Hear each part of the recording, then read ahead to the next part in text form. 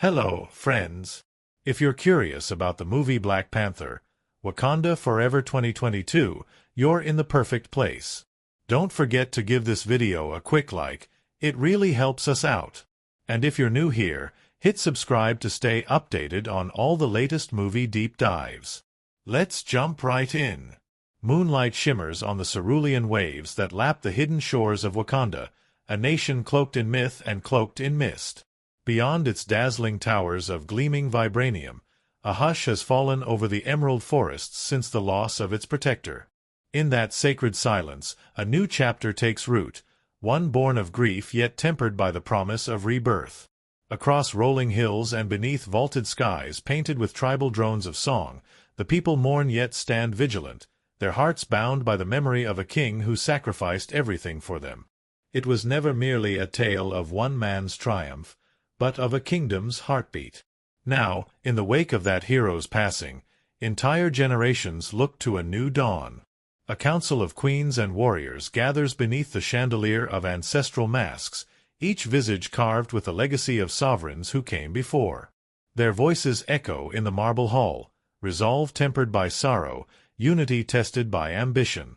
Across the wide screen of destiny, one figure emerges from the shadows, an oceanic princess whose eyes brim with vengeance, her heart a crucible where grief and duty clash like swords. From the cobalt depths of an underwater kingdom known only in scattered legends, that sea-born warrior ascends, her hair a crown of drifting kelp. She bears a trident carved from bones of creatures older than the jungle itself, and her people's song lingers in her cadence. When she surfaces on the beach at dawn, her silhouette cuts a poem of power. Her kingdom has been ravaged by clandestine one-way explorers, and she carries both their bottled greed and her own thirst for retribution.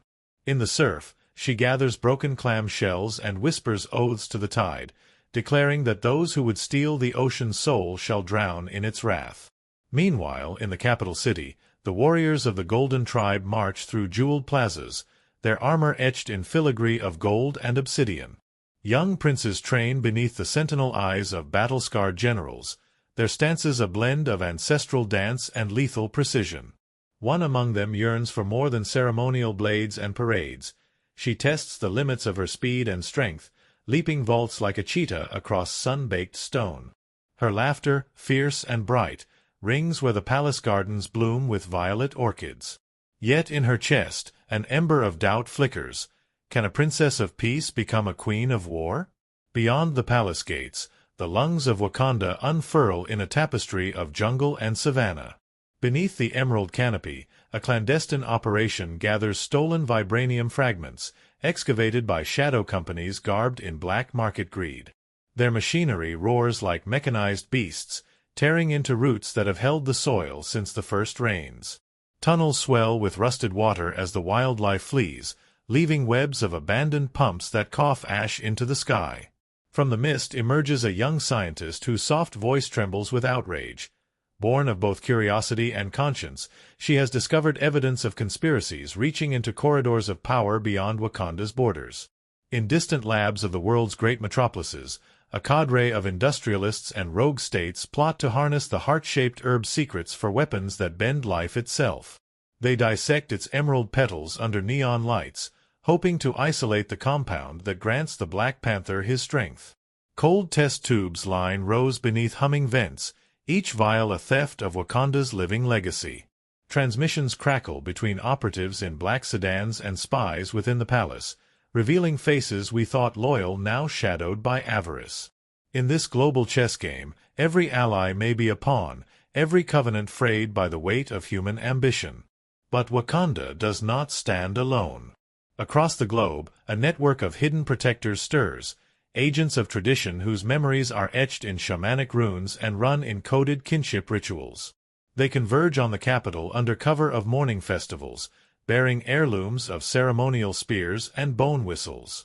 In a midnight council beneath a canopy of stars, they decide that the mantle of protector must pass to more than one. 4 warriors shall rise, each converging on a single destiny: Ocean's daughter, Desert's sun, Mountain sentinel, and Sky's shadow. Each brings a gift: water's fury, sand's patience, stone's resilience, and wind's swiftness.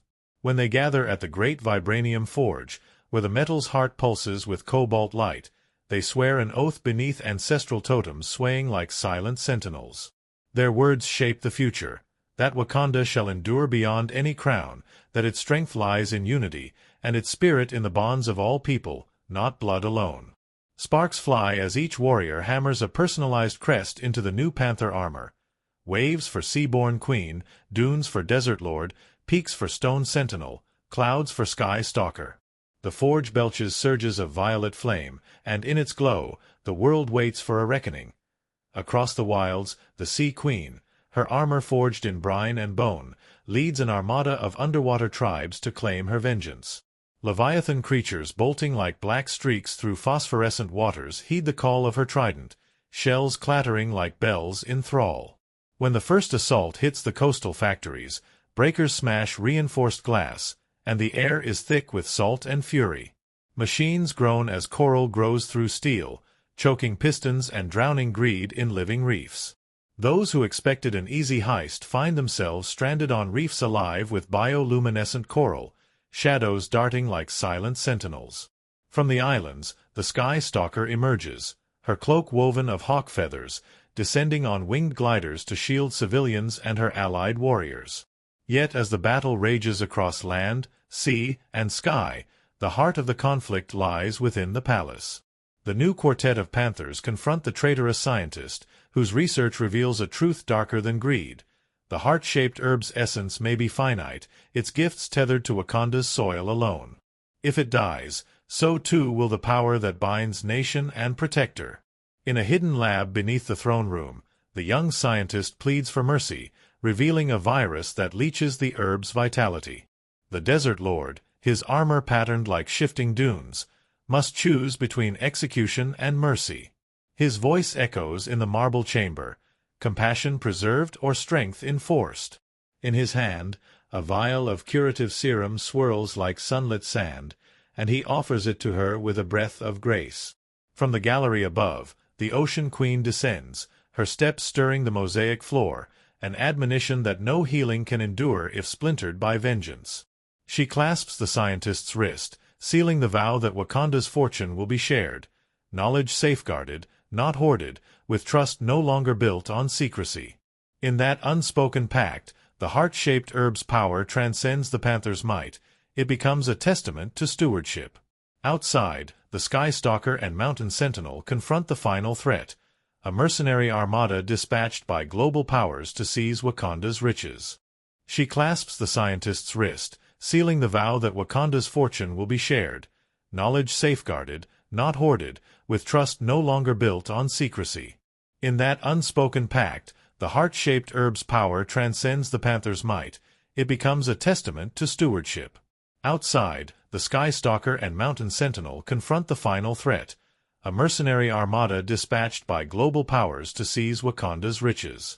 They stand atop the palace's highest tower, wind whipping their cloaks into banners of defiance.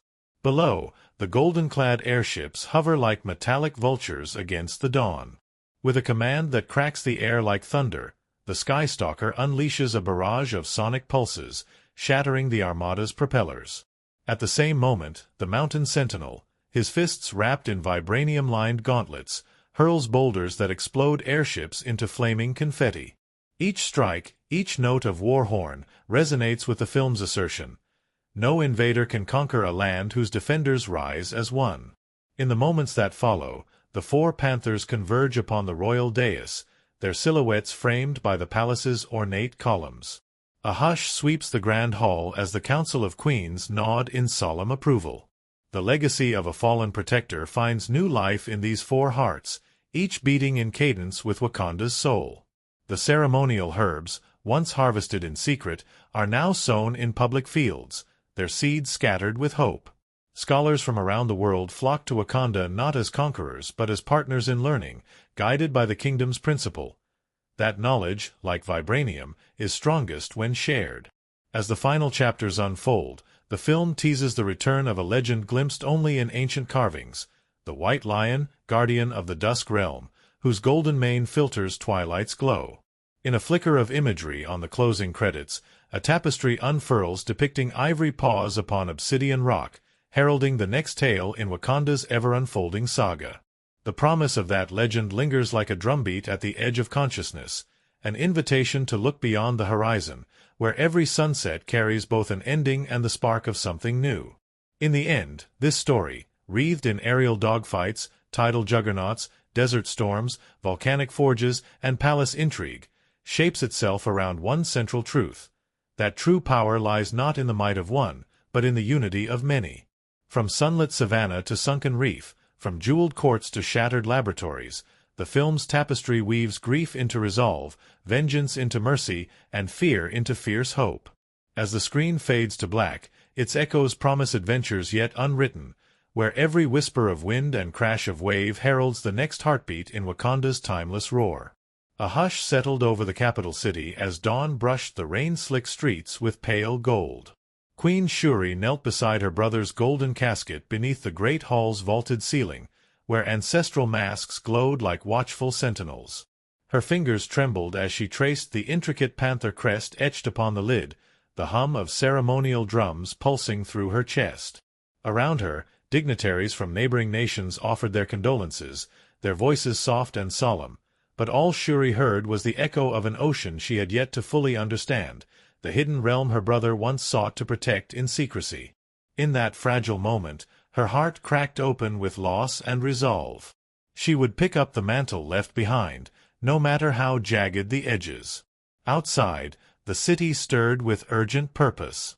Soldiers in golden armor marched through ceremonial gates, their spears rising like arrows toward the storm-dark sky. Across the harbor, an armada of sleek submersibles slipped beneath the emerald waves, carrying emissaries to a kingdom yet unseen by Wakandan eyes. Among them, Nakia, ever resourceful, stared ahead with a warrior's focus, determined to seek answers in the depths. Her own dreams had been haunted by visions of a vast underwater metropolis, where ancient power pulsed beneath corals and currents. Now, tipped by rumors of stolen vibranium, she ventured into that uncharted world, longing to salvage her homeland's secret before it tore itself apart.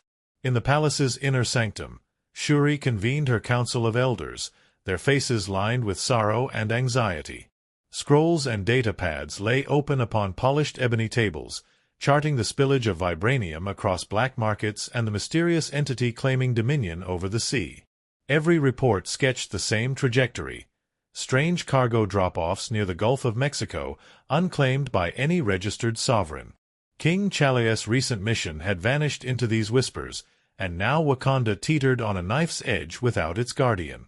Shuri listened as her mother, Queen Ramonda, spoke of unity, urging patience and diplomacy, even as Shuri's engineer's mind raced through calculations for new defenses, secret codes woven into every protective panther suit.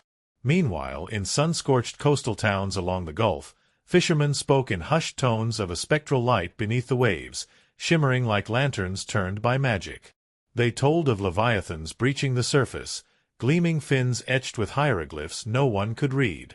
Journalists from distant capitals caught wind of these tales, turning their lenses toward the horizon, hungry for headlines. Foreign agents, cloaked in neatly pressed suits, trailed the turret of catamarans, seeking to broker deals for vibranium smuggled in and out of those silent depths. As Wakandan diplomats prepared to sail, the world's appetite for power swelled, and the line between ally and adversary shimmered like heat rising off steel. Nakia's mission plunged her into the briny deep in a submersible shaped like a manta ray, its black titanium hull absorbing every flicker of sunlight. In the control cabin, foam-tipped waves crashed against reinforced windows as she directed the craft toward a colossal reef. Sensors beeped warnings of tremors below, a sign that the ancient kingdom, once thought myth, still thrummed with life. When the hull broke the surface of a hidden lagoon, Nakia gasped at the sight. Spiraling towers of coral and metal, encrusted with bioluminescent algae, rising like a citadel forged by Poseidon himself. The airlock cycled, and she stepped out onto wet stone engraved in a language older than any Wakandan script. Her pulse thundered as she realized she stood at the gates of Talokan, the lost civilization whispered in legend, its king known as the Black Panther of the Deep. Back on land, Shuri outfitted new Panther suits with vibranium-laced sonar disruptors, tools to thwart acoustic weapons rumored to emanate from underwater. She enlisted the help of her friend, the brilliant inventor Riri Williams, whose own project, an experimental vibranium drone, wove through air like a metallic dragonfly. Together, they tested prototypes in the royal laboratories, their laughter echoing in the fluorescent corridors even as each vibration carried the weight of war. Shuri's eyes, bright with determination, flicked over the data readouts, frequency charts mapping the sonic signatures of Talokan drills, pulse cadences of subaquatic cannons. Every line of code she wrote felt like a prayer for her people's safety, her grief transmuted into fierce ingenuity. Meanwhile, Nakia's journey deeper into Talokan revealed both wonder and tension. The denizens of the sunken city regarded her with guarded curiosity. Together, they tested prototypes in the royal laboratories, their laughter echoing in the fluorescent corridors even as each vibration carried the weight of war. Shuri's eyes, bright with determination, flicked over the data readouts, frequency charts mapping the sonic signatures of Talokan drills, pulse cadences of subaquatic cannons. Every line of code she wrote felt like a prayer for her people's safety, her grief transmuted into fierce ingenuity. Meanwhile, Nakia's journey deeper into Talokan revealed both wonder and tension. The denizens of the sunken city regarded her with guarded curiosity, pearlescent warriors in coral-crusted armor, their eyes glinting like polished onyx. Their leader, Namor, emerged from the shadows beneath a domed basilica, his shoulders clad in winged fins and his hair drifting like seaweed in a silent current. His voice, resonant as a conch shell, welcomed her yet held a challenge. Why did surface dwellers dare to claim kinship with a kingdom so brutally severed from the land? Nakia represented Wakanda's hope for alliance, but her presence ignited centuries of betrayal and grief that ran beneath Talokan's gleaming spires like an undercurrent of rage. As Nakia negotiated beneath chandeliers of kelp and suspended pearls, Shuri prepared in the palace's war room, a vast chamber studded with ancestral swords and shields. Satellite feeds flickered with images of Talokan's amphitheater lit by bioluminescent nooks, while drones traced patrol routes across the lagoon's mirrored surface. Military leaders hovered over star charts, mapping potential landing zones. Shuri stood before them, regal in her regal bearing yet cloaked in vulnerability. She recounted her brother's final words, fragile echoes of unity, and urged patience. But some voices in the room called for preemptive strikes, fearing that a single misstep could unleash Talokan's wrath upon Wakanda's coasts. In that charged crucible, the film's first great conflict crystallized. To defend her people, must she become their queen of war or their queen of peace? While Shuri wrestled with that question, Nakia rode in polished chariots carved from whalebone, crossing coral boulevards to deliver Wakanda's gifts of tribute, hand-forged vibranium ornaments and embroidered tapestries depicting ancestral tales. In exchange, she sought Namor's counsel, a treaty of sharing rather than shredding, a pact to guard each other's secrets and treasures. Yet beneath the formal ceremony, Namor's crown trembled with the weight of loss. He too had lost a protector, the queen of his people to surface bombing centuries ago, and in Wakanda's grief he heard an echo of his own. Each vow of alliance issued from his lips now carried the ache of broken promises, the sting of betrayal that had once turned Talokan's seas into battlegrounds. On the fringes of both realms, foreign powers strode in suits and uniforms, their diplomats whispering venom in both ears.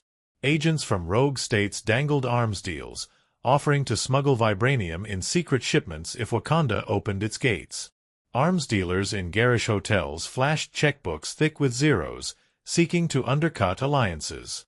In Parisian bistros, spies toasted to the demise of both surface and sea sovereigns, seeing only profit in chaos. Meanwhile, unsuspecting Wakandan merchants heard rumors and hawkish murmurs, their merchant caravans rerouted through desert passes as they sought to keep supplies flowing amid a rising tide of uncertainty.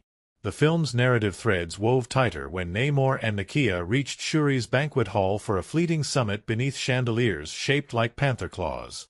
Tension hummed in the air, thick as incense. Guests from both courts, draped in coral necklaces and gold filigree, sat wheel to wheel, their faces taut with anticipation. In a single sweeping shot, The camera captured the grand hall's soaring pillars and floor-to-ceiling murals, each depicting a united future or a fractured past. Then, just as toast strings clinked against crystal chalices, a tremor rocked the pillars. The lab's stolen vibranium had ruptured reactor lines beneath the city, threatening to unleash sonic shockwaves that would shatter coral walls and stone towers alike. Panic flashed in every eye as scholars realized this was no accident but a calculated gambit to ignite war between land and sea. Nakia sprang forward, her silhouette framed by the pavilion's stained-glass windows, hair streaming like a banner of defiance. Shuri rose beside her, fingers clenched around a ceremonial knife carved from rare blue vibranium. Namor's trident gleamed in his hand, an unspoken threat and promise entwined in its spine. The banquet table, heavy with fruits and spices, trembled like a raft in a storm. In that suspended breath, the film's first pivotal turning point unfurled. Would the Sisters of Kingdom and Tide choose to strike each other down, or would they bridge the chasm of mistrust with a fragile plank of peace? It was Shuri's voice, soft but unwavering, that broke the spell. She spoke of legacy not as lineage but as choice, of grief not as chain but as catalyst. She offered a pact. Wakanda's forges would be open to share their vibrant metals for Talokan's reconstruction. Nahor would share his kingdom's biological secrets to heal the land from the scars of war. Her words, born of sorrow and steel, struck chords of hope in the hearts of all present. The camera, creeping in close, captured tears glinting on Nakia's lashes and a flicker of surprise in Namor's eyes, an understanding that their fates wove together like currents and tides. But before the accord could bind them, the banquet hall's grand doors burst open. Royal guards streamed in, breathless, bearing word that foreign ships had seized the harbor, armadas armed with stolen vibranium weapons. Cannons gleamed on distant decks, their barrels aimed at the palace's shoreline. The film's first half closed on a tableau of poised panic, heart-shaped herb petals drifting like red snow, warriors springing to arms, and the symphony of war drums rising beneath the vaulted ceiling. In that shattering crescendo, Wakanda and Talokan stood on the brink of battle or brotherhood, and the promise of what would come next shone as volatile as the storm that hovered on the horizon. Tremors ran through the banquet hall as the thunder of distant cannons rolled across the bay. Warriors from both lands sprang into action, golden spears raised, tridents poised, eyes aflame with the urgent need to protect home and heart. Shuri, her breath catching in her throat, seized Nakia's arm, her friend's gaze steady, reflecting unspoken resolve. In that heartbeat of suspended panic, they exchanged a single nod. This fight would define the future of two kingdoms bound by blood and brine. Outside, the clash erupted like a storm unleashed. Talokan's jet-black submarines breached the surface in tight formation, cannons frothing in the dawn light. On the shoreline, Wakandan hovercraft roared forth in gleaming numbers, their vibranium shields quivering with energy. Sand sprayed as sand-suited amphibious warriors clambered from the surf, bolting toward the invaders. Bomber dragons, swift jetpacks engineered by Shuri, dipped and weaved overhead, trailing behind them arcs of bright Dakari. This was no longer a council's dream but warriors' reality, a dance of metal and water, steel and tide. In the palace's coastal ramparts, Queen Ramonda's clarion voice cut through the chaos. "Protect the heirloom," she cried, pointing to the heart-shaped herb altar at the hall's center. Outside, the clash erupted like a storm unleashed. Talokan's jet-black submarines breached the surface in tight formation, cannons frothing in the dawn light. On the shoreline, Wakandan hovercraft roared forth in gleaming numbers, their vibranium shields quivering with energy. Sand sprayed as sand-suited amphibious warriors clambered from the surf, bolting toward the invaders. Bomber dragons, swift jetpacks engineered by Shuri, dipped and weaved overhead, trailing behind them arcs of bright Dakari. This was no longer a council's dream but warriors' reality, a dance of metal and water, steel and tide. In the palace's coastal ramparts, Queen Ramonda's clarion voice cut through the chaos. "Protect the heirloom," she cried, pointing to the heart-shaped herb altar at the hall's center. When enemy shells screamed overhead, Shuri darted beside her mother, wrapping her in cloaks of cerulean vibranium. "Your future makes ours possible," she whispered, and Ramonda's nod unfolded like ancient grace. Together, they cast a protective ward, a radiance of pure energy that rippled outward, repelling blast shards like living hopes given form. In the tangle of gunmetal and coral, Nakia led a squad of diver warriors through cracked neon waves toward a captured transport carrying illicit vibranium ore. Their mission was surgical: disable the cargo and starve the enemy of power. Nakia's blade flashed beneath the gunmetal hull, searing vents as she coaxed the hold's locks open. Just then, an electrified net arced around her, its currents pulsing in the water like anger made visible. But Nakia's hand, steady as dawn, activated a sonic disruptor, an invention of Shuri's borrowed from Skystalkers, cracking the net's hum and setting her free. The hold spilled its glowing ore into the surf, and as the rocks drank the blood-bright fragments, she thought she heard Namor's distant roar echo through the currents, a promise of alliance rekindled. High above, the Skystalker wove through trails of smoke and laser hail, guiding Wakandan bombers to target. On her winged harness, she found a moment to glimpse the battlefield scale: coral-red columns of phased vibranium, torn and twisted, the shadow of a leviathan under the waves, propelled by Talokan's fiercest guard, surging toward the city's reef barriers. Determined, she signaled to the bomb bay, and a fusillade of marble-white vibranium drones spilled outward, each unit carving precise paths to cut the leviathan's thrust. Under her guidance, the drones clipped its tail, slowing its charge, leaving it adrift beneath the wrecked boom of the sea. The Skystalker's pulse surged with triumph as the leviathan sank slowly, an ancient sentinel brought low by unity of purpose. Beneath the palace, Shuri and Ramonda pressed through fragments of carved stone to reach the royal vault. There, hidden behind sapphire curtains, lay the heart-shaped herb's final bloom, its petals aglow with iridescent gold, life distilled into fragile leaves. An emerald-suited general blocked their path, rifle trained on the herb's altar. His eyes held sorrow, and Shuri recognized him as the last of her brother's personal guard. He had sworn to protect the bloom, even against his queen. "I cannot let it fall into your hands, your majesty," he said, voice ragged. Shuri felt the weight of history settle on her shoulders. With a breath as measured as the first wind of winter, she removed her glove and placed her bare palm against his cheek. "Without it, our world dies," she said, and her tears shimmered in the low light. The general bowed his head, unlocked his rifle safe, and lowered his weapon. Beside them, the glow of the herb pulsed like a living heart. Above, the Sea Queen, trident in hand, emerged from sinking submersibles into the palace's inner harbor. Talokan's warriors behind her laid down their arms in deference to the sight of Shuri's protective halo. She strode toward the herb, her feet stirring ripples across the water's mirrored surface. When she reached out, crop hair shimmering with seawater jewels, Shuri stepped forward and clasped her forearm in solidarity. In that silent embrace, the two queens sealed a bond stronger than steel and deeper than any trench. Namor's trident lowered as he knelt in the surf, and Wakandan guards offered him a ceremonial cloak, his first step from exile toward kinship. On the cliff above, the Desert Lord and Mountain Sentinel realized that the true enemy had been greed, not one another. They abandoned their ceremonial spears, leaning them against ancient stone spires like artifacts of outdated fears. Together, they reached out to guide both the warriors of the land and the legions of the deep toward ceasefire, their voices booming across dunes and reefs. The sky echoed with horns of victory and lament interwoven, an elegy to the cost of war and an anthem to the triumph of mercy.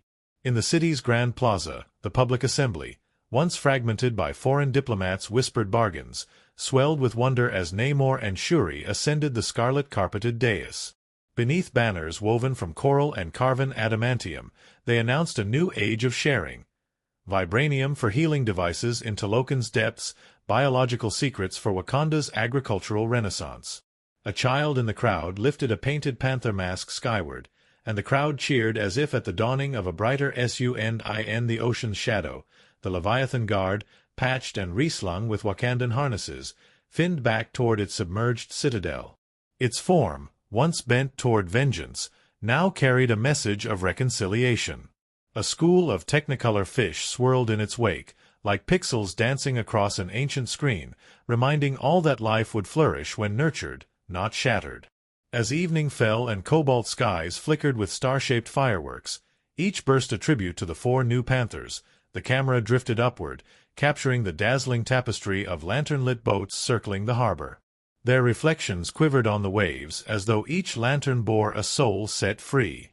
Above them, the night sky bloomed with a single constellation, the Panther's head, outlined in stardust, watching over kingdoms united by courage, compassion, and a shared vow never again to let the herb's song die silent. Yet in the hush that followed, a faint ripple passed through the plaza, a gathering breeze that smelled of salt and juniper. The young scientist, now forgiven and anointed as Wakanda's chief researcher, knelt to gather the first seeds of the heart-shaped herb, planting them anew in the royal gardens. As she pressed each seed into the red earth, her hands glowed with promise. Even the cold marble pathways seemed to pulse beneath her knees, alive with the rhythm of a world reborn. In that gathering of kingdoms, land, sea, and sky, the final chapter unfolded not with a roar of conquest but with a murmur of hope. The story had begun in grief, woven through betrayal and battle, yet it found its crescendo in unity. As drums rolled beneath starlight and waves whispered to the rocks, the people of Wakanda and Talokan stood at the threshold of a shared destiny, one bound by the smallest seed and the broadest horizon. And in the gentle hush of that midnight moment, every heart beat with the knowledge that true power lies not in the might to destroy, but in the grace to heal, rebuild, and rise together. Beneath the glow of Wakanda's secret labs, Shuri moved like a spirit of innovation, her mind a restless storm of equations and inventions. Grief weighed on her slender shoulders, an invisible mantle torn from the loss of her brother.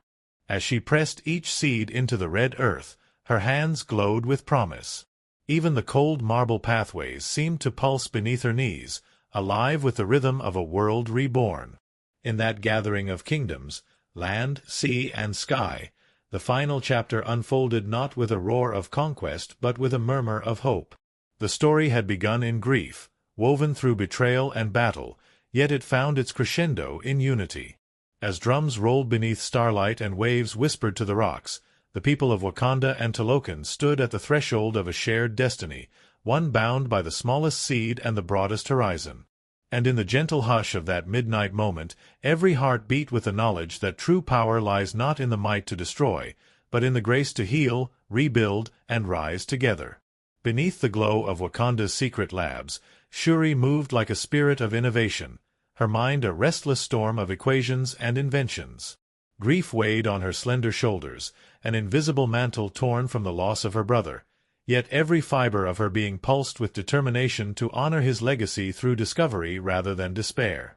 In early scenes she strode through corridors of humming vibranium reactors, her lab coat flipping like a banner of defiance against the darkness of loss. Yet in quieter moments, alone in the royal gardens by night, her fingers brushed the heart-shaped herb's petals, and her gaze softened with memory as she whispered ancestral lullabies taught by Queen Ramonda. In those solitary breaths, one glimpsed the core of her character, brilliance tempered by vulnerability, courage born of grief, and the unyielding belief that knowledge and compassion could coalesce into a power greater than any warrior's blade.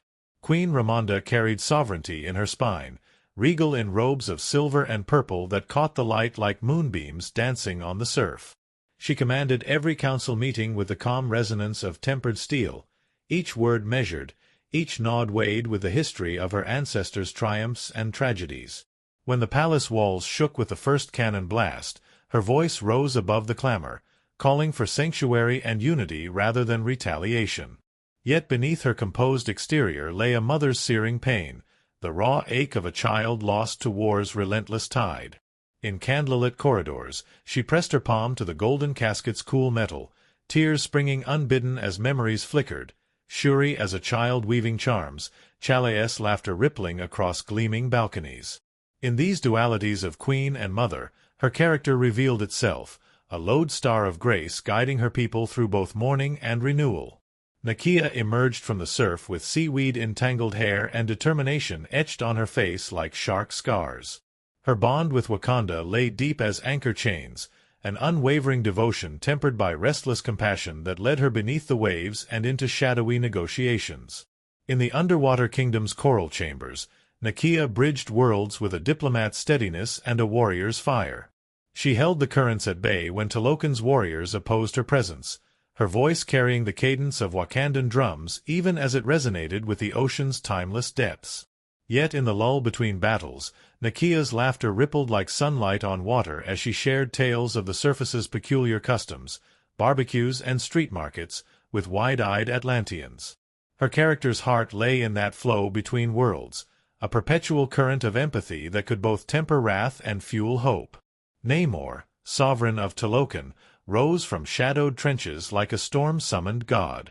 His shoulders bore the weight of centuries, a throne gained through exile, a crown forged in vengeance against surface oppressors. Dark hair clung to his forehead in tangled strands as he surveyed Wakanda's emissaries with the calculating gaze of a sea creature wary of nets.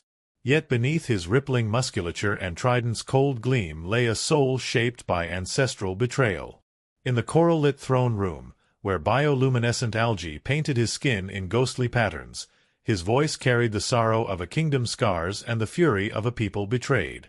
His dialogue, at once measured and volcanic, revealed a man torn between retribution and the beauty of unity glimpsed only in fleeting moments with Nakia. Through his arc, Namor became more than a conqueror. He became a testament to the deepest currents of loss, honor, and the possibility of reconciliation. Riri Williams, prodigy from the surface world, offered a spark of youthful ingenuity that crackled through Wakanda's venerable halls. Her arrival in Dakar, a swirl of endless sneakers and rapid-fire quips, introduced a whirlwind of metal and code that dazzled and unsettled the palace elders. In her rented lab, she soldered prototype drones beneath strings of LED lights, drawing envious stares from Wakandan engineers and used to questions that rattled at every assumption. Yet for all her bravado, Riri bore the quiet ache of an orphan genius seeking family in wires and circuits. When Shuri invited her to test sonic disruptors against Talokan nets, Riri's eyes gleamed with triumph. But at night, she pored over news clippings of superheroes and social media threads, longing for a kinship beyond dormant motherboards. Her character flickered between brash disruptor and tender seeker, illustrating how even the brightest minds crave belonging. Okoye, fierce general of the Dora Milaje, embodied pride honed by unbreakable loyalty. Her battalion, arsenal of fists and spears, stood unwavering beneath her gaze. In battle, her form blurred into a storm of red and gold, each strike a testament to training passed from generation to generation. But when the heart-shaped herb's glow faded and her panther suit lay mothballed, Okoye faced a crisis of identity. Without a king to defend, could she remain the blade Wakanda depended upon? In council chambers, her normally unflappable voice faltered as she petitioned for the new protectors to receive her guidance rather than her ire. In moments of dusk-lit reflection, her armor stripped off, silhouette framed by the setting sun, Okoye's eyes glimmered with unspoken fear that her purpose had been wrenched away with Chale's death. Her journey became one from warrior-born duty to a deeper understanding that loyalty could embrace growth as surely as it upheld tradition. Baku, chieftain of the mountain tribe, carved his legacy from the granite peaks of Jabari lands. His laugh, rolling thunder across the hills, invited both camaraderie and caution. He strode through Wakanda's palace gardens as an honored guest, mop of curly hair crowned like wild brambles, each gesture bulking the air with his characteristic blend of gravitas and humor. When asked to fight beneath the panther's mantle, Baku's hearty chuckle bounced off carved pillars. "I will wear the suit, but only if I look good." Yet beneath that jovial exterior lay a code as unyielding as mountain stone, a belief that strength sprung from unity, no matter how forged by competition. In his belly of loyalty, he carried pangs of pride in ancestral roots and a fierce protectiveness for all Wakandans, lessons etched in every rib of jungle he called home. Through him, the film celebrated that true power arises when diverse traditions entwine as roots of a mighty tree. Queen Ramonda's handmaid, Annika, lent a quiet steadfastness that shimmered like moonlight on water. Once a warrior, now a mother to those who found refuge in the palace's halls, she moved among the people with hushed authority. In scenes of stirring tension, When foreign ambassadors pressed for vibranium trade secrets, Annika's calm interjections steered the dialogue back to dignity and mutual respect. By night, she twisted her daughter's hair under a single oil lamp, murmuring lullabies that beckoned the shadows to sleep. Her dual roles, shield maiden and mother, echoed the film's central motif that strength finds its truest form when tempered by compassion. Her presence reminded every viewer that the bonds of family, whether blood or chosen, hold the power to heal kingdoms fractured by conflict. The young trophy hunter Eric Killmonger, briefly glimpsed in tapestries and whispered legends, haunted the story's undercurrents as a cautionary echo. Though absent in body, his legacy loomed like a specter in the corridors, his name scrawled in protest graffiti and war drums adapted to his militant refrains. Characters invoked his memory in fervent warnings that righteous anger, left unchecked, can become tyranny. When Shuri studied his battered panther suit tucked in a museum alcove, her gaze held something of her brother's sorrow, the lesson that every crown demands humility. Killmonger's ghost, stitched through the plot in arcane references and cameo reflections, became a moral mirror, that the promise of revolution can slip into ruthless extremism if not guided by the heart's gentle compass. Lieutenant Raza of the Wakandan Navy brought a steady rhythm to every seafaring mission. Clad in divers scales glittering like obsidian shards, he guided submersibles into hidden inlets, his deep baritone commands carrying calm among roiling currents. When Nakia slipped beneath the waves seeking Talokan's gates, Raza's practiced hand steered her craft through labyrinths of coral canyons.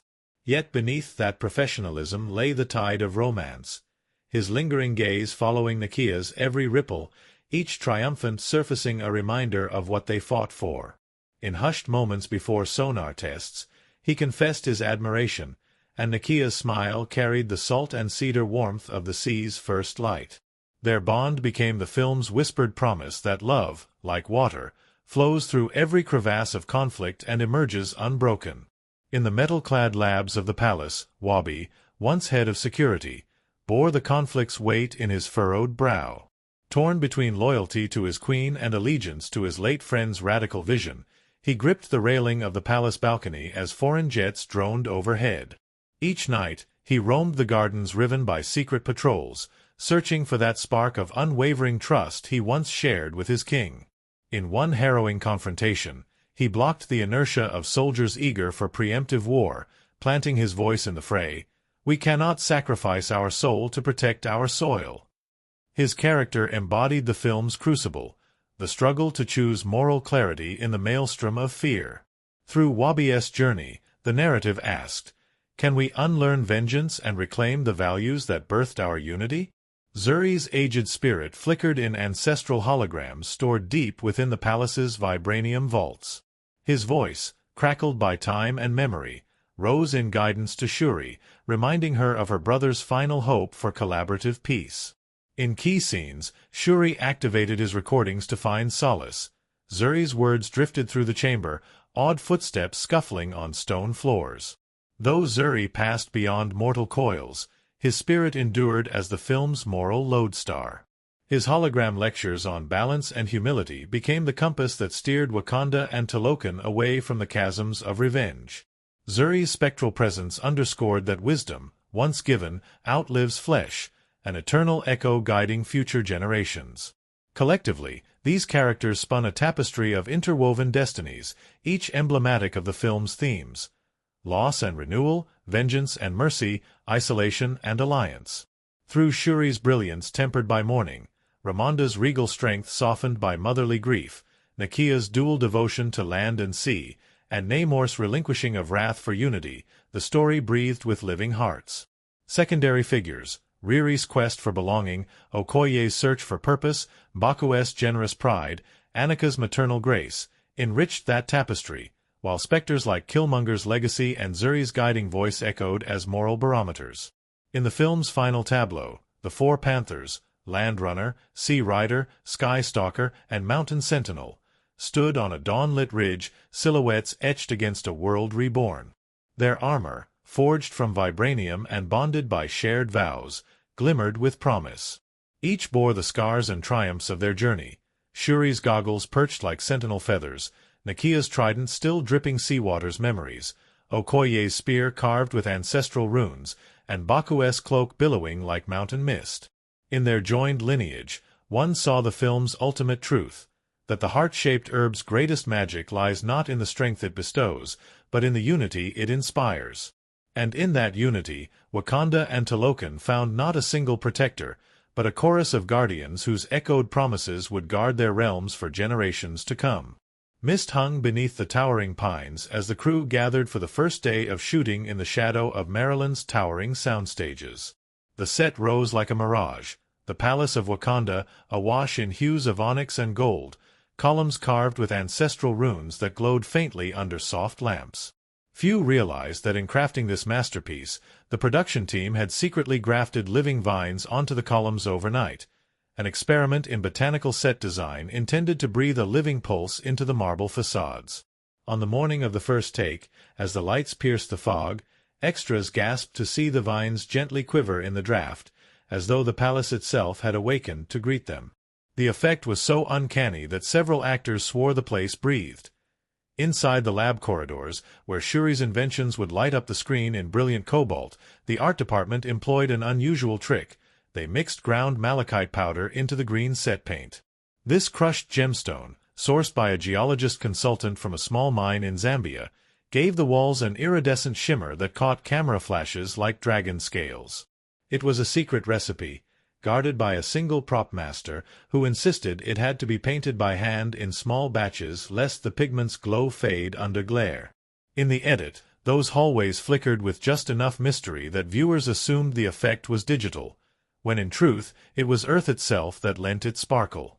When filming moved to Puerto Rico to capture the underwater kingdom's coral spires, local divers volunteered to wear motion capture suits coated in UV-reactive paint rather than traditional tracking dots. In the turquoise shallows off Vieques, they simulated Atlantean courtiers gliding through submerged palaces. One evening, a rare bioluminescent algae bloom swept through the cove, nature's own light show perfectly synchronized with the actors' choreographed dances. The underwater cinematographers, breathing through regulators and blinded momentarily by glowing plankton, captured footage so surreal that the production team built a promotional teaser around it.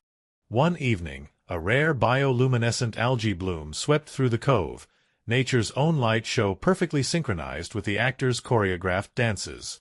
The underwater cinematographers, breathing through regulators and blinded momentarily by glowing plankton, captured footage so surreal that the production team built a promotional teaser around it, billing it as a gift from the sea gods. Scientists later confirmed that the bloom had been weeks overdue. No one had planned for it, but everyone agreed it was the perfect brushstroke of magic. Back on the Atlanta backlit, the Dora Milaje quarters were constructed from interlocking teak panels imported from Ghana, each etched by hand with Adinkra motifs. The sound team recorded the clack of wooden sandals on these floors to use as Foley for the rhythmic patrol scenes. On one late night, they discovered the tiki torch batteries beneath the set had leaked, causing the torches to sputter in fluorescent green flames that made the Milaje training ground glow like an alien battleground. The director, embracing the serendipity, ordered color correction in post to match those surreal flames whenever Okoye and Annika sparred, adding an otherworldly glow to their practiced movements. On the desert sands near Yuma, Arizona, the crew erected the ceremonial arena for the council meetings. They built dunes of fine quartz sand and brought in cholya cacti to lend authenticity. Yet no one expected the desert's hidden wildlife to audition. At dawn, a band of wild burros, apparently believing the set to be a new watering hole, wandered through the gates, sending extras scattering in surprise. The unit manager, accustomed to wrangling horses, negotiated peace by offering buckets of oats. The burros munched contentedly as cameras rolled, their serene munching captured in takes that ended up in the teaser as a light-hearted blooper before hard council whispers began. In the palace kitchen set, where Queen Ramonda's regal feasts unfolded, the culinary team prepared literal Wakandan dishes. Yucca fries dusted in peri-peri seasoning, plantain empanadas filled with spiced okra, and a mango and turmeric pudding named Sunset in the Savannah. One night, the stunt coordinator wandered in for a late-night snack and found the caterers had mistaken his stunt makeup remover for a cooking oil, resulting in a pan of flaming plantains that scorched dreadfully yet tasted surprisingly good. The assistant director nicknamed it Molten Mantle, and a recipe card made the rounds among the craft services crew, promising to be the next big thing in film set cuisine. The high-speed chase atop the coastal cliffs required a custom-built monorail rig on a rotating gimbal. To simulate the wind's raw force, the grips set up 6 high-powered fans behind the camera, each blasting air at 40 miles per hour. On a gusty morning, combining natural wind and fans sent the stunt drivers fake plastic arrows flying like grasshoppers. One arrow embedded itself in a palm frond 30 feet away. The stunt driver later claimed it was the most authentic near-miss of my career. The filmmakers preserved that take, arrow and all, using it to punctuate the moment when the heroine leaps to safety, a tiny visual gag hidden for eagle-eyed fans. The suit for the Ocean Queen, crafted from segmented nitrile plates and translucent silicone fins, was so finely tuned that it threatened to slip from its rig during stunt rehearsals. The costume supervisor solved the problem by 3D printing microhooks along every seam, anchoring the suit once and for all, but had to add quick-release panels so the actor could exit in under 20 seconds during safety drills. On one rehearsal, the quick release failed, and the suit began to overheat. The actor, splashing through Britain's 5-foot-deep water tanks, improvised a belly flop that sent a wall of water roiling across the stage. The crew called cut, everyone laughed, and the blooper found its way into the blooper reel under the banner when Talokan hits back. Recording the film's thunderous raptor roars took the sound team across the country to various farms. They recorded goats bleating, lions roaring, and geese hissing in a sanitized barn. One night, a pet pig named Mr. Cuddles wandered into the vocal booth, drawn by the snack table. His delighted oinks were so compelling that the Foley artist suggested layering them into the background of the raptor calls, granting the beasts an almost comical undertone in the quietest jungle scenes. The head sound mixer vetoed the idea, but a single pig snort remained buried under crowd audio in the climactic battle, an Easter egg for devotees who slowed the final mix to 0.25 speed and found themselves chuckling at the unexpected porcine cameo. The Black Panther suit itself, woven from reactive graphene threads, was a marvel of practical and digital innovation. One day, the materials engineer discovered microscopic tears caused by friction at the actor's shoulder joint. Rather than patch with visible seams, the team embedded nanofibers that healed themselves with slight heat, an innovation borrowed from aerospace research. The actor tested it repeatedly, flexing and tearing the fabric only to watch it mend in minutes. On set, the suit's healing glow was captured by infrared cameras and fed into the digital pipeline so that in a key shot, the panther's wounds closed with a crimson mist, an effect so poetic that it inspired the film's marketing tagline, "Even heroes heal." During the funeral scenes, cast and crew confronted their shared grief over real-world events. The moment the funeral march began, the extras, draped in black and violet, found themselves moved to tears not by direction, but by the weight of the ceremony's authenticity. The production's grief counselors found themselves offering tissues under the rows of mourners. In a remarkable gesture, the director invited every extra to contribute a personal memento to the casket prop, a token of someone they had lost. The result was a genuine mosaic of a soldier's dog tag, a nurse's scrubs badge, a child's toy soldier, hidden inside the prop but never revealed on camera. It remained the set's most cherished secret, a silent memorial to both the character's loss and the community's compassion. When the time came to film the coronation, thousands of extras lined the CGI-enhanced Grand Plaza, each handed a real orchid to hold. Orchids are notoriously delicate, but the floristpreneurs kept fresh cuttings alive in chilled boxes until the last moment. One wave of breeze scattered petals across the marble steps in a slow cascade, so visually stunning that the director called an impromptu halt to capture the shot. The petals drifted among the dancers, each bloom landing like a benediction. In the edit, this became the signature image of Hope Reborn, a metaphor that resonated without a single word. In post-production, the VFX teams across 4 continents discovered that the original digital storm simulations felt too uniform. They invited meteorologists to feed real hurricane pattern data into the sim, resulting in swirling clouds and flash arcs that mirrored nature's unpredictability.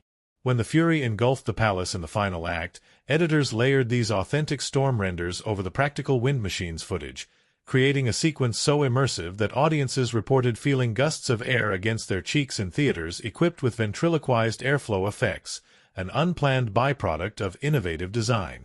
When the fury engulfed the palace in the final act, editors layered these authentic storm renders over the practical wind machines footage, creating a sequence so immersive that audiences reported feeling gusts of air against their cheeks in theaters equipped with ventriloquized airflow effects, an unplanned byproduct of innovative design. The film's premiere in Los Angeles featured a custom drink served in black beakers, a mix of butterfly pea tea and lemon lime syrup that turned from deep blue to violet as citrus hit the brew, an homage to Wakanda's shifting hues. Guests were handed glow sticks dusted with turmeric and indigo glitter, instructions to light the night as you light your spirit. The effect, captured on social media, transformed the red carpet into a river of shifting color, echoing the film's palette of mourning and magic. Years later, collectors still seek out the turquoise wool socks worn by the animal wrangler during the panther fight choreographies. They're rumored to have kept venomous snakes at bay when the set's native reptile consultants set up surprise demonstrations. The trivia runs deep. The lab's pristine floors were intentionally stained with diluted kale juice to simulate living vibranium veins.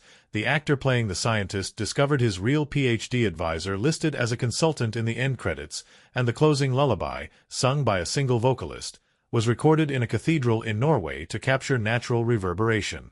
Through every planted vine, every accidental algae bloom, every burrow cameo and pig snort hidden in the roar, the film's behind-the-scenes tapestry weaves a singular truth. That magic lives in the unpredictable, that life's strangest gifts often arise when art and accident collide. As audiences depart theaters humming the score's faint choral echoes, few realize that the most wondrous effects were born not in computer code but in the glorious serendipity of filmmaking, a celebration of human creativity as boundless as the kingdoms we imagine and the worlds we dare to dream. Lightning split the sky above the golden citadel just as the royal casket was carried between columns carved with ancestral panther masks. The opening sequence of mourning pierced every heart in the theater, not as mere pageantry, but as a raw testament to loss writ large. Directors harnessed this moment to set a tone of collective grief, underscoring that heroes do not die in isolation. Their people grieve in chorus. Critics noted how the cinematography lingered on each tear-streaked face, from Queen Ramonda to the youngest acolyte in training.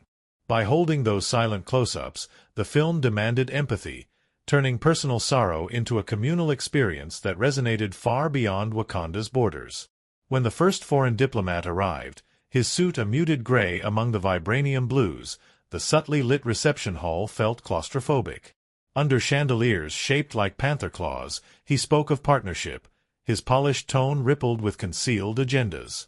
Critics praised the screenplay's restraint. Instead of overt villainy, this scene leveraged nuance, showcasing how real-world geopolitics often mask exploitation with diplomatic courtesy. Reviews highlighted how the script's careful layering, the outward civility collapsing into whispered threats, mirrored modern power dynamics, lending the blockbuster a sophistication rare in summer tentpoles. The underwater descent into Talokan's Coral Cathedral was celebrated as both visual marvel and thematic linchpin. Critics lauded the seamless blend of practical sets and digital matte paintings that recreated an Atlantean metropolis pulsating with bioluminescence. But more than spectacle, the sequence symbolized the depths of historical wounds, Talokan's broken bond with the surface, like a sunken ship waiting to be raised.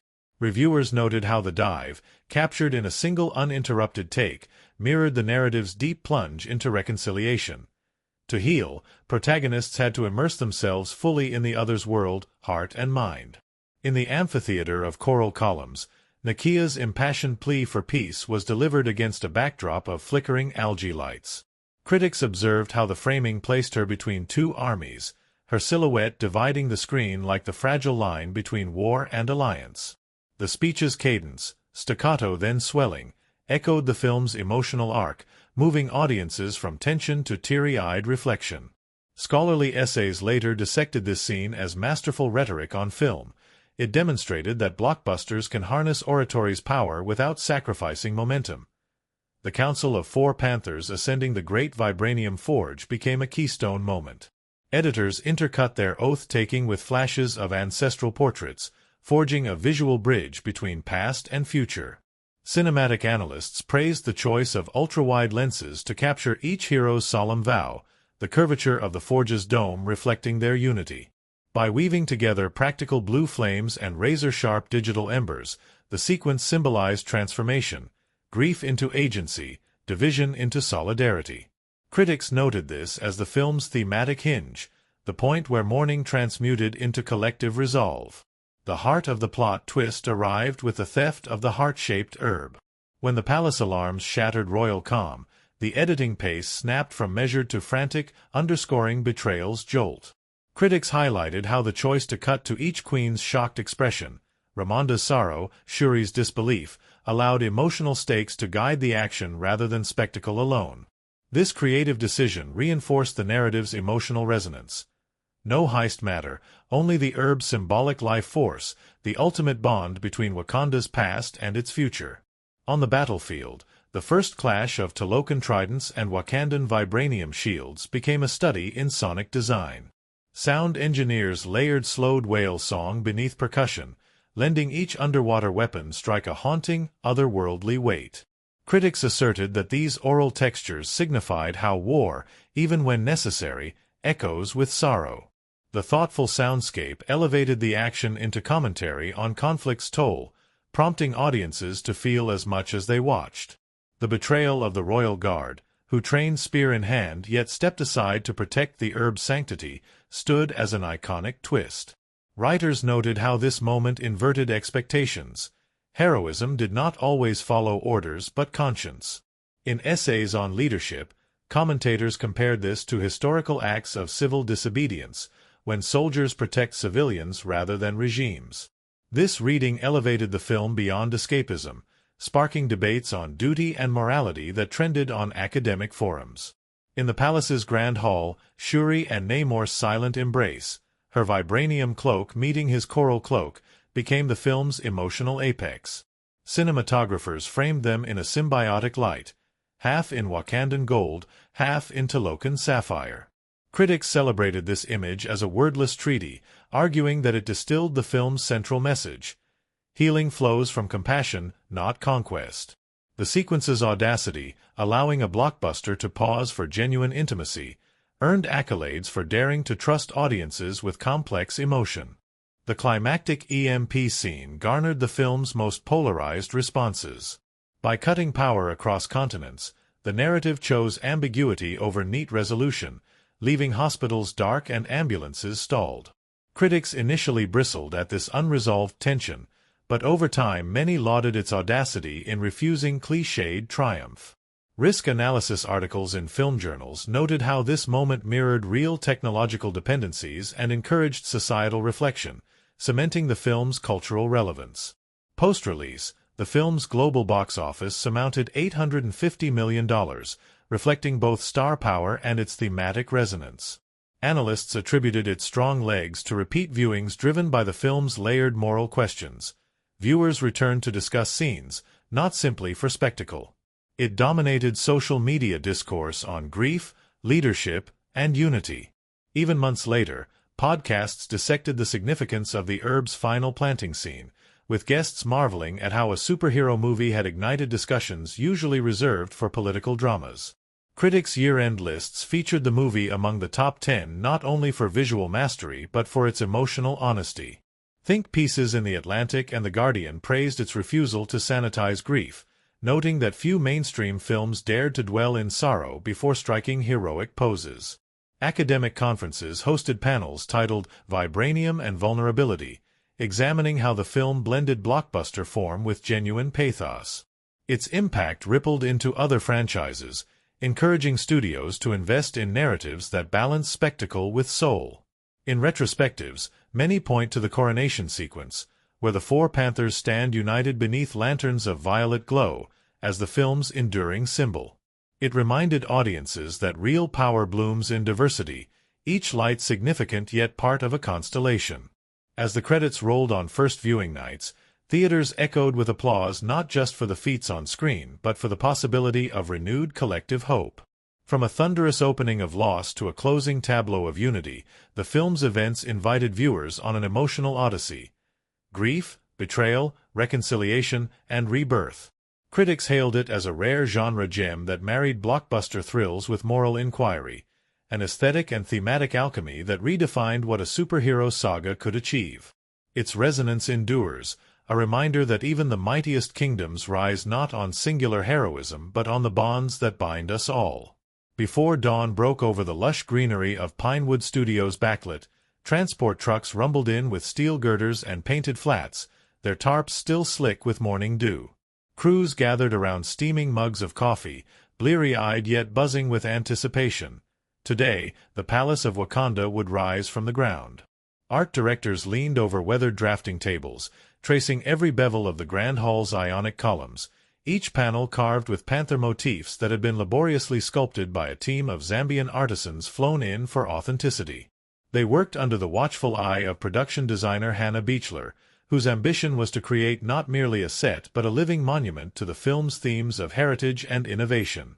By lunchtime, the columns had been erected and brushed with a patina of gold and emerald, the raw wood transformed into the gleaming heart of a hidden kingdom. Inside the sound stages, the lab sequences demanded a fusion of practical and digital artistry. Shuri's cutting-edge workshop was lined with everyday objects repurposed as props. Stethoscopes became metallic conduits for vibranium flow, and old turntables served as rotating platforms for holographic projectors. The prop department, led by Joel Harlow, found that the most convincing devices were those that felt eerily familiar. On one afternoon, an intern mistakenly plugged a generator into a prototype gizmo, sending a shower of sparks across the workbench. Sparks the director loved so much that he had VFX artists replicate them in every lab explosion sequence. Thus was born the film's signature spark of genius effect, symbolizing invention born of chaos. Meanwhile, the stunt team choreographed the Dora Milaje's water percussion fight in a repurposed warehouse. They built a shallow pool 5 inches deep, its floor embedded with hydraulic pistons to create true ripples at each footfall. As the combatants, led by Danai Gurira and Florence Kasumba, leaped and spun, gaffers timed the pistons' pulses so that each kick and pivot sent water splashing like lyrical punctuation. On the first full take, the extras lining the palace corridor were drenched head to toe. Their laughter echoed through the warehouse long after the cameras cut. That spontaneous joy became the heart of the sequence, an unspoken testament that tradition and play could dance in exhilarating harmony. When production moved to Atlanta's Cascade Springs Park to shoot the monorail chase, the location manager faced concerns about wildlife disruption. The park's namesake spring, usually silent, bubbled with life: frogs, salamanders, and the occasional deer. To minimize impact, ecologists advised the crew to lay protective mats over sensitive areas. Yet on day 3, a curious raccoon, dubbed Director Raccoon by the grips, sauntered onto the set, pausing under a painted Cortec tower facade as if auditioning for a cameo. The director, enchanted by its impromptu cameo, improvised a shot. The panther's mask glowed, and the raccoon scurried away in mock terror. In the final cut, a fleeting glimpse of the raccoon remains, an Easter egg of nature's unpredictable charm. In Morocco's desert near Ouarzazate, the water diviner's village scenes were constructed from scratch. The craftspeople brought in tens of thousands of feddans of sand, coiling dunes around half-built mud brick homes. To simulate the scorching sun, heat lamps baptized the set in a relentless blaze of 150 degrees Fahrenheit. Cast and crew took refuge in shaded tents, sipping mint tea to stave off heat exhaustion. Yet it was during a spontaneous storm, a weather anomaly called the Sirocco's gift, that the desolation felt authentic. Gales of sand whipped across the desert, burying set pieces and sending extras diving for cover. Rather than halt production, the director ordered cameras rolling, capturing swirling sand waves that rose like nature's own special effect. The sequence now begins with that real sandstorm, lending unassailable authenticity to the scene. Back in England, the underwater Talokan sequences were filmed in a massive water tank at Pinewood's submerged facility. Actors trained for weeks with scuba experts to choreograph their buoyant motions. They learned to hold breath for extended takes beneath the tank's cold 60-degree currents. When the Black Panther submarine prototype sank to the tank's floor, it stilled like a leviathan in repose. One evening, a maintenance diver discovered that bioluminescent algae from a previous shoot had colonized the tank's concrete walls. The glow was so otherworldly that the VFX team decided to amplify it digitally rather than scrub it away, melding practical luminescence with CGI enhancements. The result was a natural, haunting glow that frames Nakia's first steps into Talokan's submerged courtyards, an effect no amount of post-production could fully replicate. For the coronation ceremony, costume designers created 4 unique panther suits, each reflecting the element that Heroica: oceanic scales for the sea-born queen, sand-braided capes for the desert prince, mountain-flecked gauntlets for the stone sentinel, and wind-flowing hoods for the sky stalker. To ensure movement did not rip the delicate fabrics, the suits were woven from a new composite of practical and stretch nanomaterials, a secret formula developed in collaboration with NASA Textile Labs. During the fitting, lead actors discovered that their jumps and mid-air flips left ghost trails of glitter embedded in the fabric, an unintended but enchanting homage to their heroic arcs. Cameras captured these trails in slow-motion shots at the ceremony's climax, turning each movement into poetic ribbons of light. A key turning point, the theft of the heart-shaped herb, was filmed in a vaulted cathedral repurposed as the palace's inner sanctum. The vines that clung to the columns were real, nurtured by local horticulturists for months beforehand. On the day of the heist scene, an unexpected cold snap sent temperatures plummeting, causing the substituted steam effects to hang low like living ghosts. When the actors moved through the frigid mist, their breath formed plumes of vapor caught in the low light. The resulting footage, a swirl of cold and green, felt mystical, so much so that the cinematographer urged the director to embrace the chill rather than rely on warmed fog machines. The herb theft thus carries with it an ethereal chill, a visual reminder of the sacred act's bitter betrayal. Stunt coordinators and riggers crafted the final EMP sequence on a deserted airfield outside Cardiff. They assembled rows of Tesla coils rigged to arc pale blue energy surges, their crackles recorded live by the sound department. To depict power draining away, production electricians cut mains power to the entire field at a single moment, causing lights on rigs and console screens to die simultaneously. Crew had to scramble with flashlights to reroute power to cameras, but the darkness fell perfectly in sync with the actors' shocked expressions. It was a one-take marvel, preserved in the final cut as the film's most visceral blackout, both narrative and literal. Memorable fun facts abound among the catering team, who introduced a new Wakandan delicacy to the set: pan-fried plantain stackers, layered with peanut sauce and shiso microgreens. By day 10 on the set, the house ran out of real plantains and substituted plantains shipped from Ghana, only later discovering the difference in starch content changed the texture. The cast nicknamed the misfires Stone Age Munchies, laughing through takes as they bit into denser slices reminiscent of clay pottery. The final vegan-friendly recipe, culled from trial and error, became a hit among health-conscious crew and featured in the official wrap brochure. When it came time to record the film's score, composer Ludwig Göransson invited a West African choir and Ghanaian kora players to a disused brick church in London. They mic'd the vaulted ceilings with vintage Neumann U67 microphones, capturing natural reverb that gave each note the resonance of an ancient cavern. The choir's chants, layered in 4-part harmonies, became the film's spiritual spine. During playback, extras on set overheard the choir's resonant cadences and drifted onto set humming the melodies. In response, the director played the score during early morning rehearsals so actors could time their movements to the emotional rhythm. That synergy between score and performance added a living pulse to the film's climaxes. The marketing campaign embraced interactivity in surprising ways. Ahead of the LA premiere, IMAX theaters installed vibranium detectors, handheld devices that glowed blue when pointed at the screen during specific sonic frequencies in the film's opening lab sequence. Audiences hunted for the pulses that activated the detectors, turning screenings into treasure hunts. In Paris, street artists stenciled mutant algae patterns on sidewalks, accompanied by QR codes linking to behind-the-scenes footage. These guerrilla marketing tactics blurred the line between promotion and urban art, amplifying the film's reach beyond traditional trailers and billboards.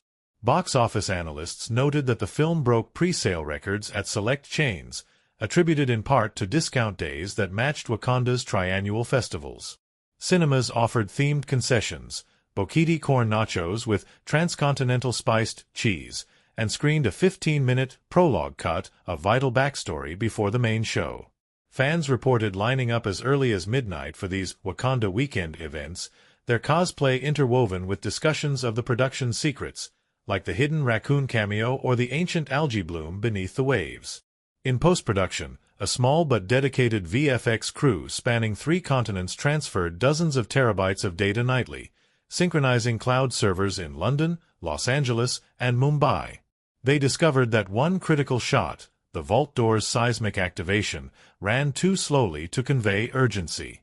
Rather than reshoot, they applied a digital speed-ramping technique, subtly stretching door frame textures while matching them to light flickers and sound cues.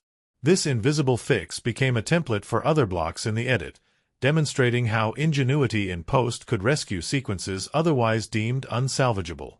When principal photography wrapped, cast and crew convened beneath a massive inflatable panther skull at the wrap party, sharing stories over spiced plantain pancakes and retro Wakandan brews.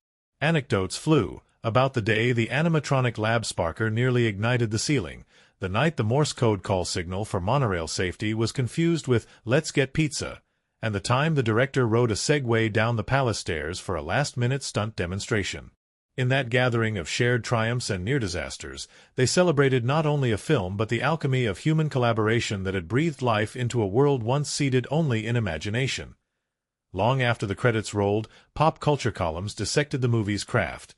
Galleries of the hidden malachite shimmer in lab walls, breakdowns of the hydra-charged EMP rigs, and retrospectives on how a single raccoon cameo became the subject of fervent fan theories. Collectible action figures even sported tiny glow-in-the-dark algae specks to honor the Puerto Rico bloom. Film schools added a module on serendipity in blockbuster filmmaking, analyzing how unplanned events, the burrow ambush, the spark misfire, the raccoon's cameo, became narrative touchstones that shaped the final film. Through every engineered marvel and whispered accident, the making of this chapter in Wakanda lore proved itself as a tapestry of human ingenuity, nature's caprice, and unyielding creativity. Behind the grandeur of palatial coronations and the roar of underwater spectacles lay a story of dedicated artisans, engineers, artists, technicians, and dreamers, who wove the extraordinary from the everyday. And as audiences dive once more into the world of Wakanda, they carry with them not only tales of heroes and kingdoms but the knowledge that the film's magic derives as much from serendipity and passion as from any marvelous plot.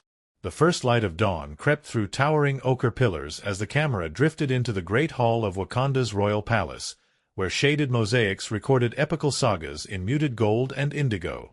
Through every engineered marvel and whispered accident, the making of this chapter in Wakanda lore proved itself as a tapestry of human ingenuity, nature's caprice, and unyielding creativity. Behind the grandeur of palatial coronations and the roar of underwater spectacles lay a story of dedicated artisans, engineers, artists, technicians, and dreamers, who wove the extraordinary from the everyday. And as audiences dive once more into the world of Wakanda, they carry with them not only tales of heroes and kingdoms but the knowledge that the film's magic derives as much from serendipity and passion as from any marvelous plot. The first light of dawn crept through towering ochre pillars as the camera drifted into the great hall of Wakanda's royal palace, where shaded mosaics recorded epical sagas in muted gold and indigo. Every column bore sculpted panther visages, their stone eyes flickering under soft, warm illumination, lending the chamber a living presence that seemed to stir with ancestral breath. In this opening vista, the palace is more than a backdrop. It is a character, cradling the kingdom's legacy in its carved ribs. The cinematographer chose a long, sweeping dolly shot to capture the grandeur and weight of history, the lens curving subtly to emphasize the hall's soaring ceilings and the way light pools like honey on polished floors. This fluid motion invited viewers into Wakanda's heart, setting a tone of reverent awe that underpins every scene within these walls. Outside the palace gates, the dense jungle unfurled in emerald waves beneath a cobalt sky. Here, CGI trees blended seamlessly with practical foliage, their trunks detailed by the art department with living vines and sculpted lichen to blur the line between set and wilderness. Occasional shafts of sunlight pierced the canopy in rays so thin they resembled golden threads, and the camera lingered on drifting motes of dust and mist, evoking the hush before a storm and underscoring the film's theme of latent power. A Steadicam weave through ferns and hanging orchids followed the protagonists as they ventured out of regal confines, the gentle sway of the lens mirroring their cautious steps into the unknown. This choreography of movement and light grounded the audience in Wakanda's verdant cradle, where every leaf carried whispered promises of both sanctuary and peril. Beneath Wakanda's mountains, the high-tech laboratories glowed with clinical precision. Here, sterile corridors lined in platinum-hued panels reflected pale blue electrons dancing across slick floors, visual poetry of science pushing life's boundaries. The cinematographer favored static medium shots to convey the sterility and control of these halls, their symmetry broken only by flashes of sudden activity. A door sliding open, a holographic display shimmering into view, a rogue spark leaping from a console. This interplay of static formality and sudden dynamism built tension, reminding viewers that beneath the calm veneer, innovation roiled with unpredictable consequences. Subtle flickers of fluorescent lighting cast jittering shadows on lab coats, a visual cue that progress, like justice, can falter when guided by haste rather than wisdom. In contrast, Talokan's underwater city emerged from the depths in a sequence of otherworldly color. Coral towers spiraled upward like inverted stalactites coated in bioluminescent algae, their seedbed glow a living turquoise beneath rippling water. The production blended expansive practical sets, gigantic resin molds and suspended kelp, with sweeping CGI vistas that extended the city far beyond the tank's walls. A wide-angle lens captured diverse in sleek Atlantean armor gliding through arching corridors, while backlit lighting rigged behind walls of water created silhouettes that floated like ghosts of an ancient realm. Motions were slowed in post-production to convey the fluid, dreamlike quality of submarine life, each gesture weighted and graceful. This languid pace contrasted sharply with Wakanda's gravity, accentuating Talokan's sense of timeless exile and the deep emotional currents that tugged its inhabitants. The coastal landscapes where land and sea meet were shot on location along Morocco's stony shores, where wind-scoured cliffs descend into foamy surf. Wide establishing shots emphasized scale, endless rock faces framed on one side by sky so vast it swallowed the horizon. The camera perched on cranes to capture crashing waves that punctuated dialogue scenes with natural percussion, the sea's roar echoing unresolved grief. Handheld close-ups during confrontations on these cliffs lent immediacy to emotional exchanges, the wind tangling hair and whipping garments so that personal stakes felt as raw as the elements themselves. The landscape, bare and battered by weather, reflected Wakanda's own wounds, underscoring the film's thematic interplay between loss and resilience. Desert vistas provided yet another canvas, sand dunes sculpted into rippling hills by unseen breezes, their warm copper tones illuminated under a merciless sun. In these wide, desolate expanses, shot in Jordan's Wadi Rum, characters on horseback or sand bikes appeared as lone silhouettes moving across a golden sea. Here, the filmmakers employed an anamorphic lens to stretch the dunes into rippling horizons, evoking a sense of pragmatic isolation. A tracking shot alongside desert nomads emphasized the harsh beauty of this realm, where tradition and survival fused. The stark simplicity of the desert scenes contrasted Wakanda's opulence and Talokan's fluid grandeur, reminding viewers that human stories unfold across vastly different yet equally majestic stages. Nighttime set pieces were bathed in neon splendor or the cold glimmer of moonlight. In one pivotal scene, a nighttime summit in the palace courtyard featured suspended lanterns glowing violet, their soft illumination bouncing off etched throne backs and ceremonial blades.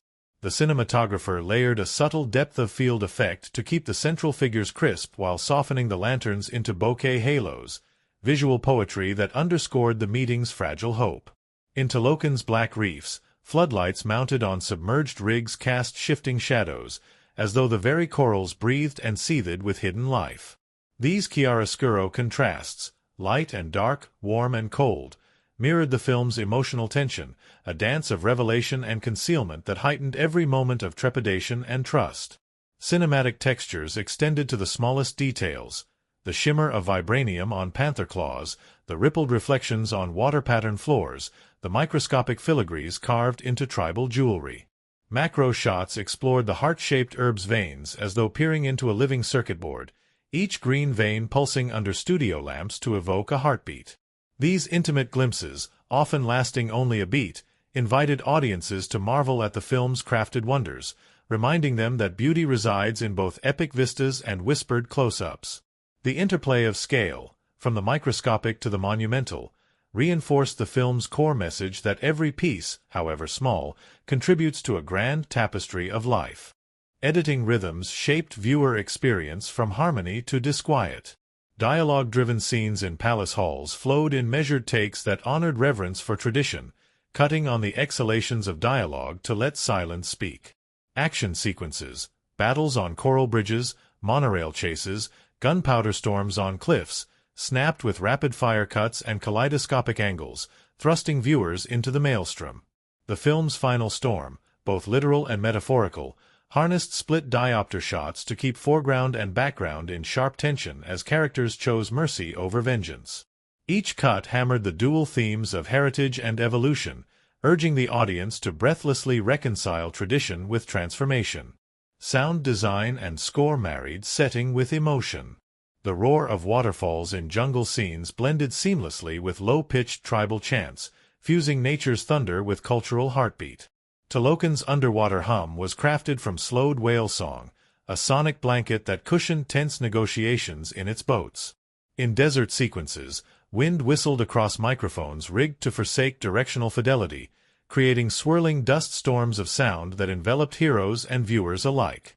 The score, recorded in a mountain church for its natural echo, swelled in tandem with wide shots of the sunset coronation, underscoring the union of realms in anthem-like crescendo. These oral landscapes anchored each setting's unique character, turning location into living resonance. Through every carved corridor, sunlit dune, and bioluminescent reef, the film's settings breathed the story's lifeblood. Cinematography embraced each locale's spirit, wide lenses for sweeping tradition, intimate handhelds for visceral grief, artful backlights for mythic surrealism, while pacing and sound sculpted emotional contours. In this tapestry of earth, sea, and sky, setting became more than scenery. It became the silent narrator, every grain of sand, droplet of water, and etched stone carrying whispers of history, burden, and promise. And as personalities moved through these crafted worlds, they revealed a timeless truth, that where we stand shapes how we see, and in turn, how we grow. Mist curled through the silent avenue as the first crew members arrived before dawn, coffee cups in trembling hands and script pages rustling like secret whispers in the chill air. By the edge of the backlit, draped in tarps and scaffolding, stood the skeletal frame of Wakanda's royal palace, columns reaching skyward like panther claws. The carpenters had labored through the night, wrapping each wooden shaft in shafts of faux gold leaf, and now, under the wash of portable lights, they applied final brushstrokes of patina that would catch the sun just so. A sudden gust rattled the tarps, sending one canvas flapping like an anxious herald. The grips tumbled through a game of tug, wresting control of the canvas and evoking a ripple of laughter from the assembly.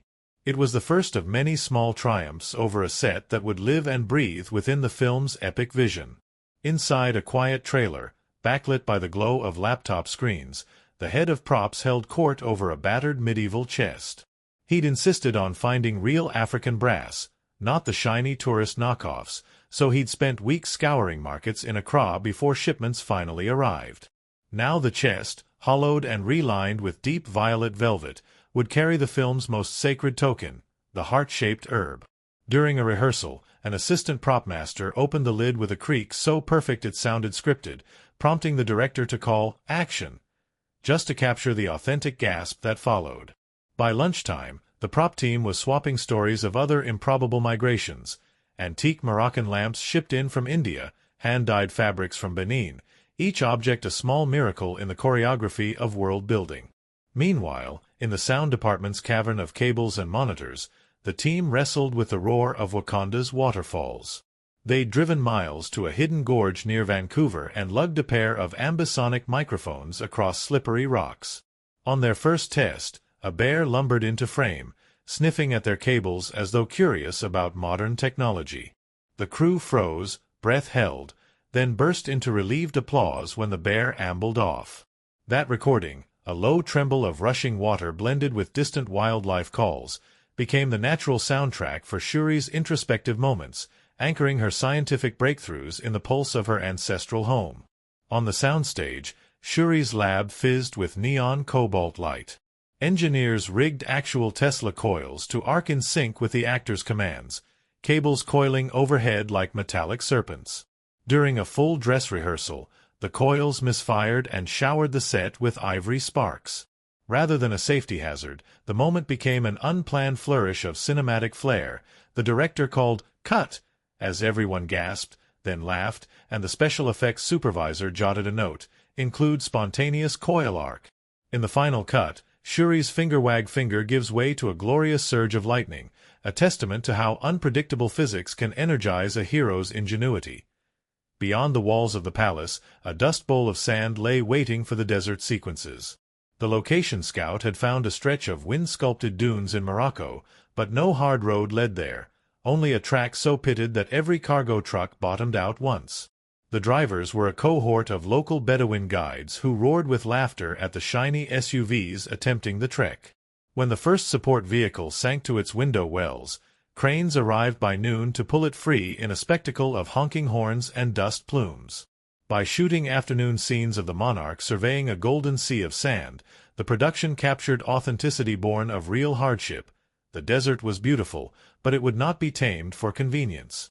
On set, the director of photography swapped lenses to capture each golden hour in different moods: a vintage Zeiss for warm, burnished glow on desert robes, an almost forgotten cook for the vibrancy of Wakandan tapestries in the marketplace sequences. One morning, a lens technician noticed amber glass chips along the edges of the desert lens, torn from the previous day's chariot chase. They polished out the chips, and in that process realized the lens' natural flare added a dreamlike haze to every silhouette.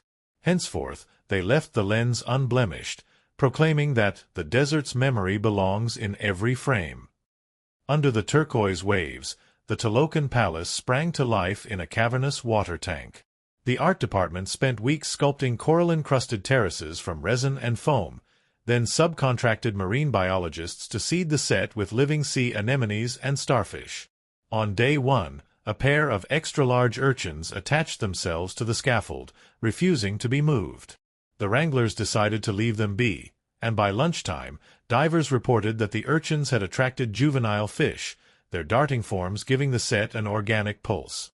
VFX artists later admitted they'd painted out one stray clownfish that really stuck to an actor's neck, fearing it might distract audiences, but the communal tide life remained. Casting the 4 new Panther avatars required wardrobe tests that felt more like rites of passage. Each actor spent hours in a laser-cut suit of graphite and vibranium filigree, the fabric designed to react to UV light in battle scenes.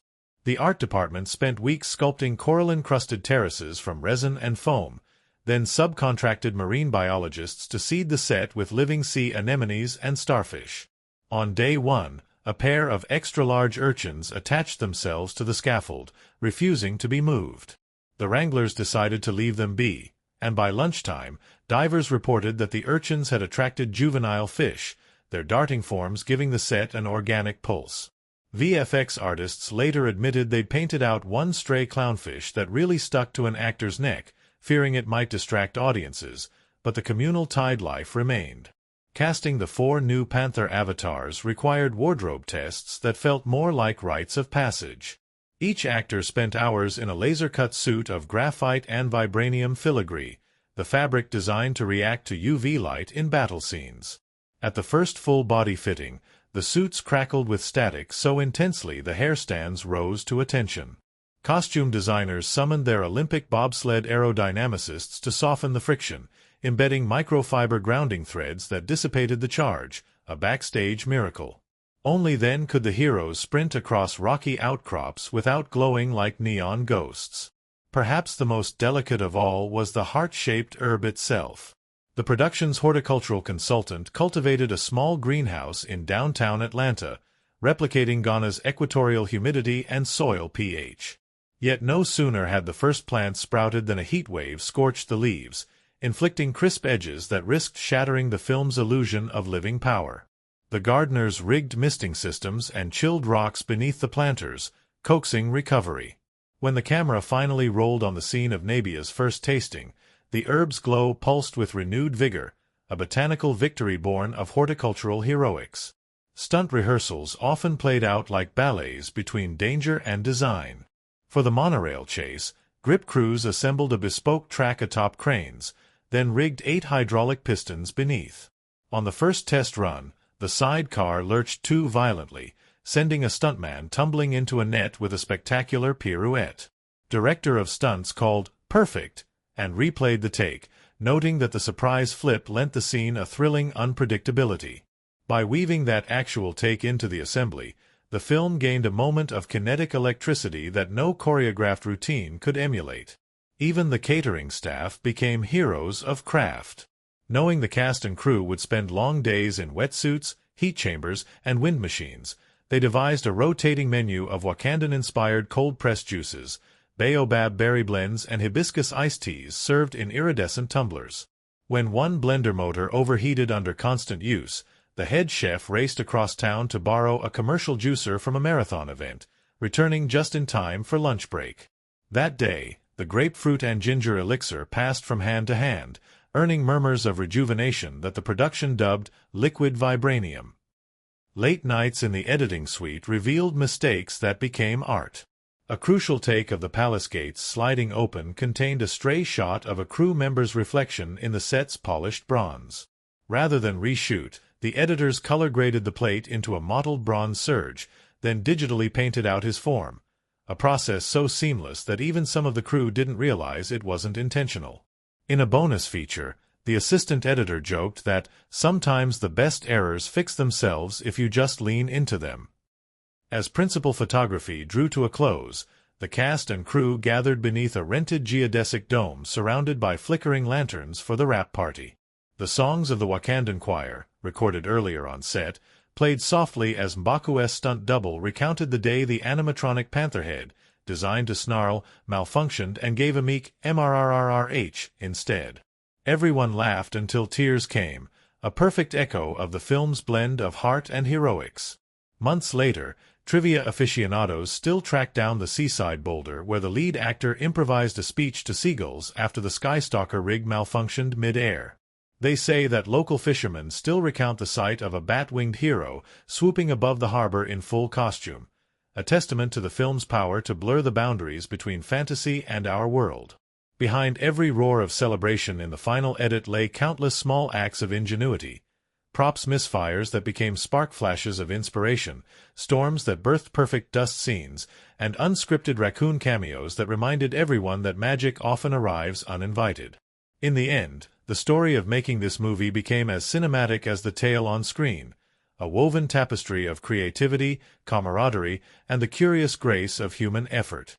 And as Wakanda's flags still flutter atop theaters around the world, audiences carry not only memories of heroism but the knowledge that behind every myth lies a monumental labor of real souls, united by the shared belief that when we build stories together, we forge a legacy that shines as vibrantly as any fictional metal. A silvery moon hovered over the royal palace as Queen Ramonda pressed her hand against the carved metal of the ancestral mask embedded in the wall. In that touch lay one of the film's central symbols, the unbroken bond between past and present, a lineage of leaders who carried their people's hopes across generations. Each mask in that hallowed corridor bore silent witness to triumph and tragedy alike, reminding us that grief is not a wound to be forgotten but a forge in which new strength is wrought. When Ramonda's tears glistened beneath the mask's unblinking gaze, the movie asked us to see sorrow not as weakness but as a sacred thread woven into the tapestry of leadership. In the hush of the night courtyard, Shuri bent low to cradle the last bloom of the heart-shaped herb.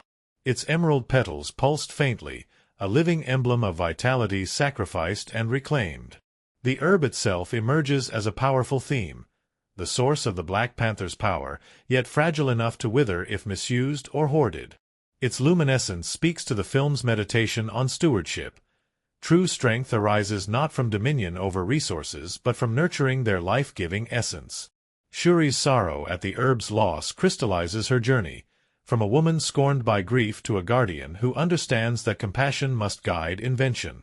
Beneath the surf, Talokan's submerged spires rose like ghostly sentinels, encrusted with bioluminescent algae whose glow pulsed like ancient heartbeat. This underwater kingdom symbolizes the hidden depths of history, civilizations borne down by surface greed, yet still alive in the currents below. Namor's domain reflects his own submerged anguish, a heart craving vengeance as much as connection. When Nakia first descended that coral cathedral, her trembling steps across the kelp-strewn floor echoed the film's exploration of empathy. To truly honor another culture, one must be willing to plunge into its darkest waters.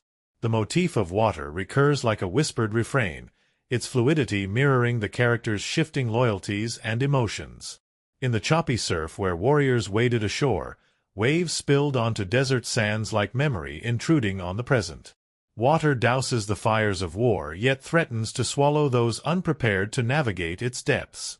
Nakia's command of the waves, sending Talokan vessels spiraling back into foam.